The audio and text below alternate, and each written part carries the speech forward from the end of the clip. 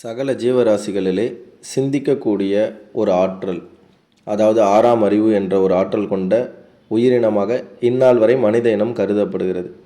இந்த மனித இனத்தினுடைய ஆன்மாவை எக்காலமும் எந்தெந்த வழியிலும் பலமாக்க இறைவனை நாடுதல் என்பது ஒரு மிக முக்கியமான ஒன்றாக உள்ளது. இறைவனை எவ்வாறு பாவித்தல்? இப்போ இறைவன் என்பவர் ஒரு மிகப்பெரிய ஒரு super soul, we are soul. ஆனால் ஒரு இடத்துல முருகர் என்ன சொல்கிறாரு, இணங்கினால் நீயும் நானும் ஒன்றே அப்படின்றார். இணங்கினால்னா நீ என்னுடைய நிலையிலேருந்து யோசிச்சிட்டின்னா நீயும் ஒரு இறைவன் தான், அந்த அளவுக்கு நீ ஒரு மனப்பக்குவத்தை வளர்த்துக்கோன்னு சொல்கிறார். இப்போ தாச மார்க்கம்னு ஒன்று இருக்குது, இறைவனை எஜமானாக கருதுதல். சத்புத்திர மார்க்கம்னு ஒன்று இருக்குது, இறைவனை ஒரு தாய் தந்தையாக பாவித்தல். இப்போ திருவண்ணாமலையிலாம் பார்த்திங்கன்னா நிறைய பேர் அண்ணாமலையாரை அப்பான்னு தான் சொல்லுவாங்க, தேவியை அம்மான்னுவாங்க, அதாவது தேவி உண்ணாமலை அம்மனை.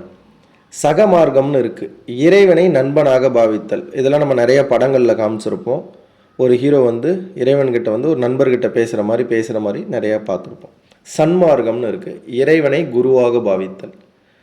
ஆனால் ஏதாவது ஒரு ரூபத்தில் இறைவனை பாவனை செய்து இறைவனிடம் நெருங்கி இந்த சாதாரண ஒரு ஆன்மா பரமாத்மாவாக இறைவனோட இறைவனாக ஒன்ற வேண்டும்